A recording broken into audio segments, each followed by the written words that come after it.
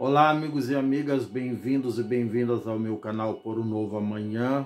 Sou Luiz Rorato e hoje eu vou continuar falando sobre o aquecimento global, a grande discussão que acomete a todos nós no Brasil, na China, no Chile, no Paraguai, nos Estados Unidos, na Europa, na Oceania, em qualquer lugar do mundo, nos botecos, nas reuniões sociais, nas reuniões familiares. O que mais se fala é justamente sobre as oscilações climáticas, os grandes eventos climáticos, os trágicos eventos climáticos que estão acontecendo com muito mais frequência, com muito mais intensidade e, como eu já disse nos vídeos anteriores, causando muito mais prejuízo, destruição e mortes. Isso é muito triste e de fato afeta a todos nós, seres humanos, e aos nossos irmãos demais animais e vegetais também. Ou seja, toda espécie de vida está sujeita a essas variações nesse momento histórico, digamos assim, de forma negativa. Isso está afetando a vida, toda a vida sobre a superfície terrestre, inclusive também a marítima. E isso é muito triste, é preocupante, é alarmante, mas tem solução. Estamos na janela da solução, ou seja, nós temos pouco tempo para prevenir que os danos e as tragédias continuem a acontecer, causando muito mais prejuízo, muito mais morte, muito mais tristeza, muito mais sofrimento.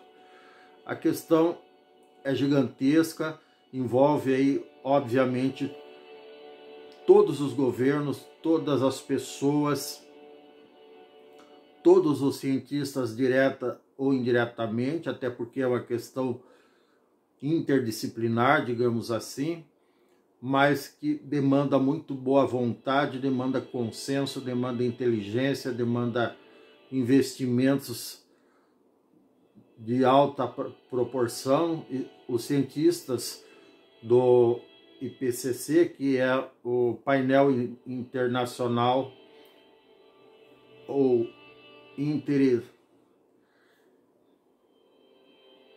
melhor dizendo, é isso mesmo, o painel internacional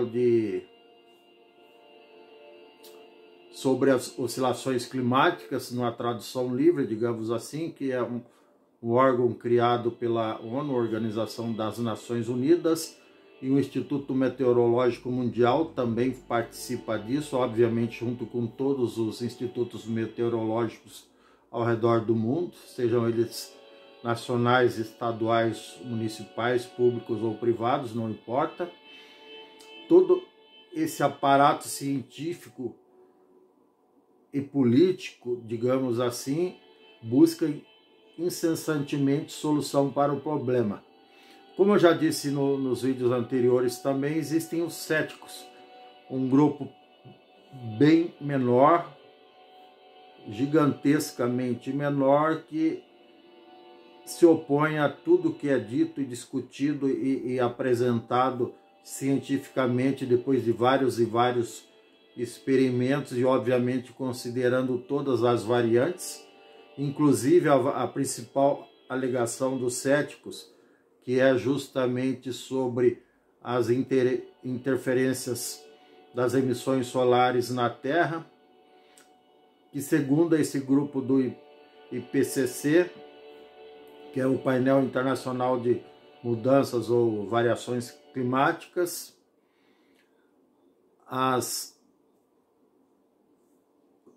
o aquecimento global tem uma influência também, obviamente, das variações dos raios solares, das explosões solares, neste momento, mas que não passa de 7% do volume total que nós estamos enfrentando e que, consequentemente, está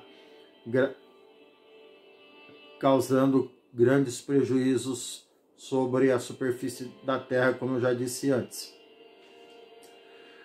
E é bem fácil de entender, matematicamente falando, que as interferências dos raios solares aqui na Terra têm uma influência bem menor, deixando os outros 93% para os fatores de poluição atmosférica ao longo dos últimos 150 a 200 anos. Até porque nesses últimos 2 séculos, para arredondar o tempo, não chegou a isso ainda, esses últimos 150 anos, melhor dizendo, o grau de poluição, de emissão de CO2 e outros gases poluentes, inclusive o clorofluorcarbono, o gás propano e outros mais, inclusive causados pela flatulência e pelos arrotos da população ruminante, leia-se bois e assemelhados mundo afora, bois, vacas e assemelhados, mais do que dobrou nesse período, somados todos esses gases. Enquanto que o Sol, obviamente, não ia causar tanta interferência, até porque, assim, de uma forma assim bastante simplista, a convivência entre o nosso sistema solar,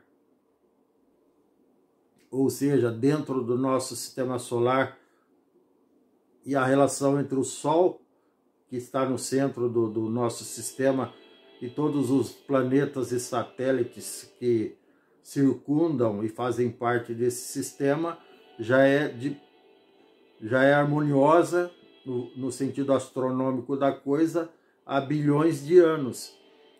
Enquanto que essa interferência causada pela mão humana, pela industrialização, pela queima de combustíveis fósseis, só se acirrou de forma desenfreada, de forma descontrolada, nos últimos 150 anos, a partir da Revolução Industrial que começou na Inglaterra, na Europa, no final do século XIX.